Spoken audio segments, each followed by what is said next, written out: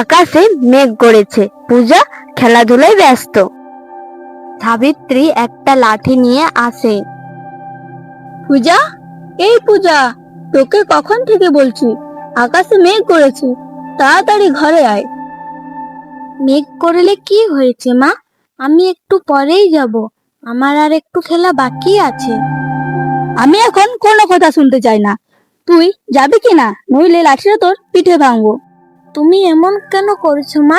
বাবা তো এখনো আসেনি। আমি তো বলছি বাবা এলেই ঘরে চলে যাব। তোর বাবা কখন আসবে তার কোনো ঠিক নেই, তুই উঠবি কি না? ঠিক আছে ঠিক আছে, আমি উঠছি, তুমি যাও, আমি হাত মুখ ধুয়ে আসছি। মনে থাকে যেন আমাকে আর এখানে একবারও না আসতে হয়।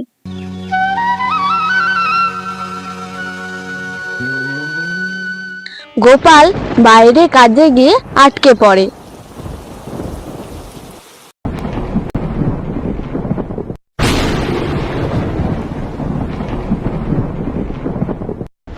মা, আমার বড্ড ভয় করছে, বাবা এখনো আসছে না কেন?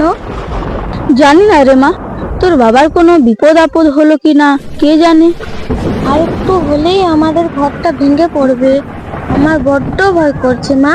তুই চিন্তা করিস না রে মা, উপরওয়ালাকে ডাক, উপরওয়ালা নিশ্চয়ই কোনো না কোনো পথ দেখাবে।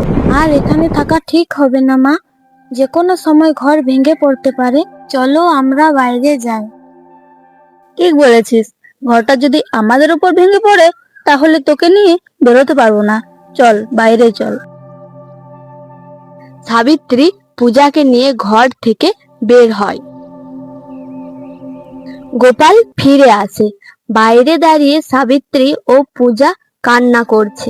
এ কি গিন্নি, তোমরা বাইরে দাঁড়িয়ে কাঁদছো কেন? এই বৃষ্টিতে বাইরে থাকা ঠিক হবে না। বাবা, তুমি এখন এসেছো? এখন আসার সময় হলো তোমার? আমাদের ঘর ভেঙে গেছে বাবা। কি বলছিস তুই?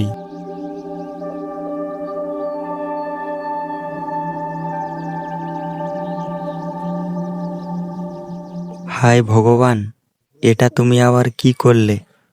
কি সর্বনাশ করলে তুমি? এখন এই স্ত্রী সন্তান নিয়ে কোথায় যাব আমি? তোমার এত দেরি হলো কেন? মেয়েটাকে নিয়ে আমি কোথায় যেতাম যদি কোনো বিপদ হতো? আমি তো কাজে গিয়ে আটকে পড়েছিলাম, ঝড় বৃষ্টির কারণে আসতে পারিনি। চলো আর দাঁড়িয়ে থেকো না, কোনো আশ্রয় খুঁজতে হবে, না হলে মেয়েটার বিপদ হয়ে যাবে।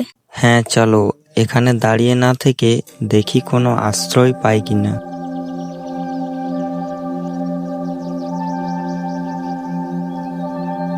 গোপালের পরিবার আশ্রয় খুঁজতে খুঁজতে পূজার চোখে পড়ে এক বিরাট বড় গাছ। বাবা দেখো ওই গাছটাকে, আমার মনে হয় ওই গাছটাতে আশ্রয় নেওয়া উচিত। ঠিক বলেছিস পূজা, এই ঝড় বৃষ্টিতে কারো ঘরে আমরা আশ্রয় নিতে পারবো না। তাহলে চলো, আর দেরি করা যাবে না।